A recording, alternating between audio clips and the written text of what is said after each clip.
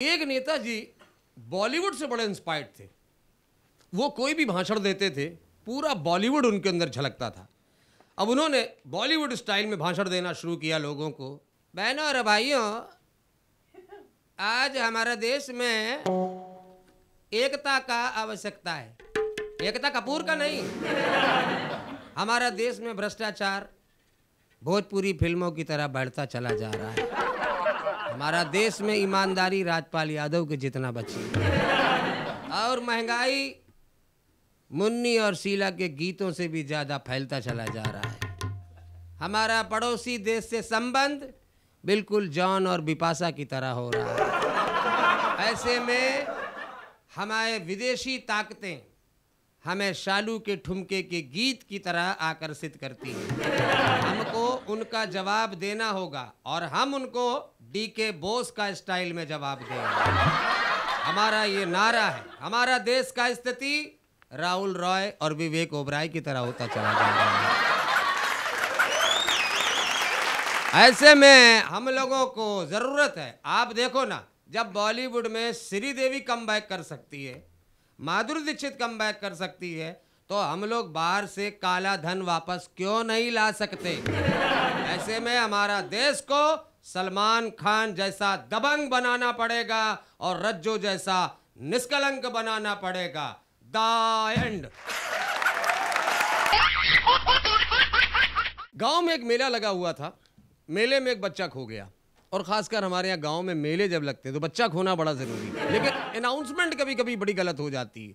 अब मेले में बच्चा खो गया, अनाउंसमेंट हो रहा, देखिए जिनका बच्चा है आके ले लें, जिनका बच्चा है आके ले लें। एक चाचा पहुंच गए, जरा बच्चा दिखाओ। कहना आपका है चाचा? बोले नहीं, हमें ये देखना जिनका बच्चा होता कैसा है। आज हमारे समाज में आप चीज़ें देखिए कितनी बदलती चली जा रही हैं। हम लोग बच्चों से कहते हैं कि बेटा बड़े बूढ़ों का सम्मान करो, बुजुर्गों का सम्मान करो, लेकिन आज हम खुद इस संस्कृति से दूर होते चले जा रहे हैं। अब देखिए, एक 9 साल का लड़का 10 साल का अपने 90 साल के दादा से बोला, दादा दादा दादा दादा बोलो टे। क्या बे?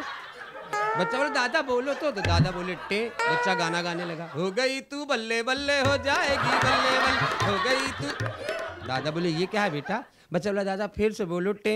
तो दादा बोले टे। बच्चा फिर गाना गाने लगा, हो गई तू बल्ले बल्ले हो जाएगी बल्ले बल्ले।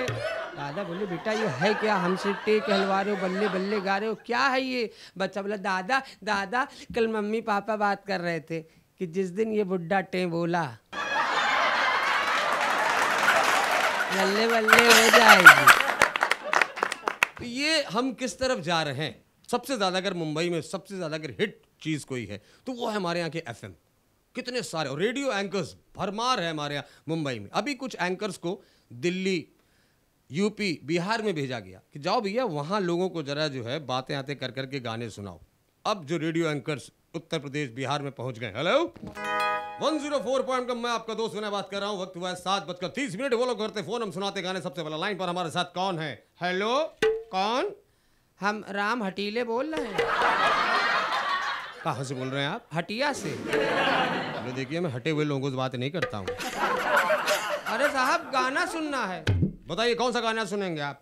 हमको 3 गाना इकट्ठा सुनाओ, सर्दी बहुत है।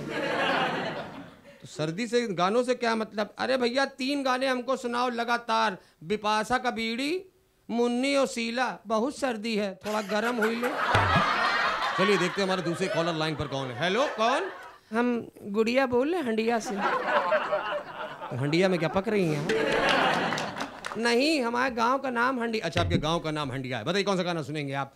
हमको सुनाओ, हमारे गांव के हैं अमिताभ यानी बच्चन साहब की आप फैन है। हम आप पूरा घर पंखा है भैया उनका। बच्चन साहब बीमार पड़े, हमारी अम्मा ने 15 दिन खाना नहीं खाया। बच्चन साहब बीमार पड़े, आपकी अम्मा ने 15 दिन खाना क्यों नहीं खाया? अम्मा बोली बिटिया बताओ ये बीमार पड़े, पोलियो टीके खबर कौन देगा? चलिए लाइन पे लगी रही है, देखते दूसरा कॉलर हमारे साथ लाइन पर कौन है। हेलो, कौन?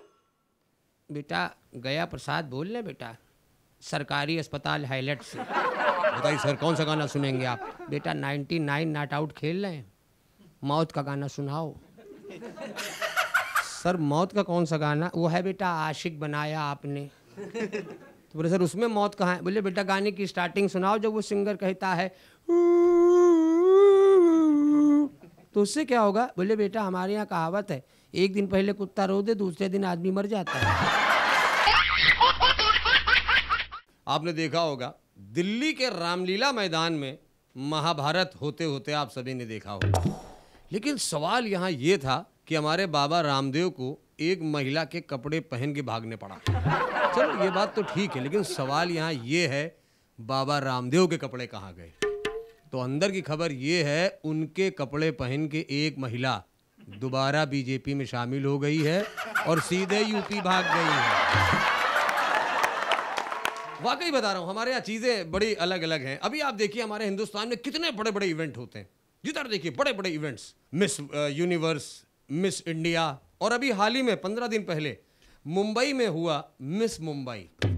बड़ी खुशी हुई मुझे, लेकिन मैंने सोचा कि यार ये अगर इसी तरह से क्रेज बढ़ता गया तो ऐसा ना हो कि हर स्टेशन वाइज ये सर्च होने लगे, और अगर मान लीजिए ऐसा हो गया तो अखबारों में नाम कैसे निकलेंगे? ये कौन है? मिस घाटकोपर।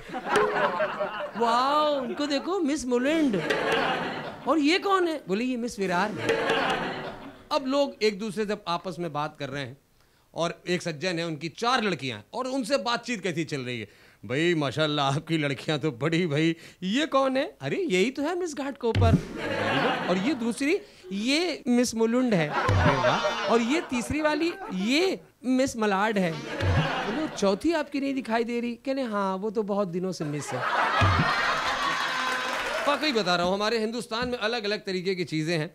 अभी देखिए हमारे यहाँ बॉलीवुड में, हॉलीवुड में ऐसी ऐसी कभी कभी खबरें आ जाती हैं कि हम लोग को अपने आप हंसी आ जाती है। अभी एक खबर ये आई कि एक बाबा ने भविष्यवाणी की है कि 2012 में ये दुनिया खत्म हो जाएगी। हालांकि मैं इस पे यकीन नहीं कर रहा हूं, लेकिन अभी अभी एक खबर ये आई कि सन्नी देओल अपनी फिल्म घायल का सीक्वल लेकर आ रहे हैं। भाई अब तो मुझे भी लगने लगा है अब ये जरूर दुनिया खत्म हो जाएगी 2012 में। अभी बिग बी एक फिल्म लेकर आए हैं जिसका नाम है बुढ़ा होगा तेरा बाप। भाई साहब ये फिल्म बॉलीवुड में असर करे या ना करे, लेकिन मुझे लगता है ये डॉलीवुड में बहुत असर करेगी। अब मतलब डॉलीवुड का मतलब अपनी डॉली बिंद्रा, क्योंकि उसका हमेशा से एक ही डायलॉग है, ए बाप पे मत जाना। अभी एक खबर ये आई है कि सलमान खान ने हिमेश रेशमिया को माफ कर दिया है। भाई वाह, और तो और हिमेश रेशमिया अब सलमान की अगली फिल्म में म्यूजिक भी डायरेक्ट करेंगे। भाई साहब सलमान भाई, आपने तो हिमेश को माफ कर दिया, पता नहीं पब्लिक आपको माफ करे कि ना करे, ये कोई ठीक नहीं। ऐसी सी खबरें आती हैं। अभी एक खबर ये आई कि अपने खिलाड़ी कुमार यानी अक्षय कुमार आजकल फिल्मों में कम और खतरों में ज्यादा दिलचस्पी दिखा रहे हैं। अब उधर देखिए कंटेस्टेंट के साथ, जितने कंटेस्टेंट हैं उनके साथ टॉर्चर कर रहे हैं, और यहाँ पर अपनी फिल्मों के जरिए हम लोगों पे टॉर्चर कर रहे हैं। अभी हाल ही में शमिता शेट्टी ने ये बॉलीवुड में ऐलान किया है कि मैं अब बॉलीवुड से क्विट करने वाली हूँ और मैं अब विदेश में जाके इंटीरियर डिजाइनर का कोर्स करूंगी। वैसे ये बात मुझे बिल्कुल ऐसी लग रही है जैसे वीवीएस लक्ष्मण ये कह रहे हो कि अब हम 2020 नहीं खेलेंगे। भाई क्या फर्क पड़ता है। दीपिका पादुकोण का कहना है कि अब वो सिर्फ बोल्ड कैरेक्टर ही प्ले करेंगी। भाई वाह, इन्होंने 5 साल पहले धोनी को बोल्ड किया था, 3 साल पहले युवराज को बोल्ड किया था, और अब लगता है बारी सिद्धार्थ की है, क्योंकि ये उसको बोल्ड नहीं LBW करके ही मानेंगे। हमारे यहाँ हिंदुस्तान में तरह तरह के सिंगर्स होते हैं। कभी आप देखिए खतरनाक सिंगर्स होते हैं, कव्वाली वाले, इनकी आवाज़ सिर्फ अल्लाह मियाँ तक जाती है, इतना ऊपर गाते हैं। और इनसे ज़्यादा एक खतरनाक श्रेणी आती है साउथ से। ये होते हैं चाचा घिसे हुए, हारमोनियम सितार लिए 10-5 लड़कियाँ 30-40 पीछे बैठी हुई, एक लाइन को ये लोग 1 घंटे में गाते हैं। अब पार्टी में बुला लिया गया, चाचा बैठे हुए हैं, सितार इतार सब लिए हुए। अब इन्होंने गाना शुरू किया। सबसे पहले तो लंबी लंबी 2-2 किलो की इनकी अलापे रहती हैं।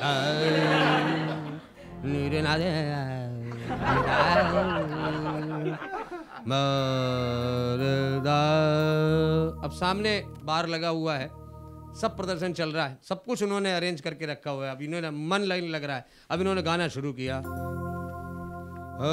मोरा छलकत जाए पसीना, मोरा छलकत जाए पसीना मोरा, छलकत जाए पसीना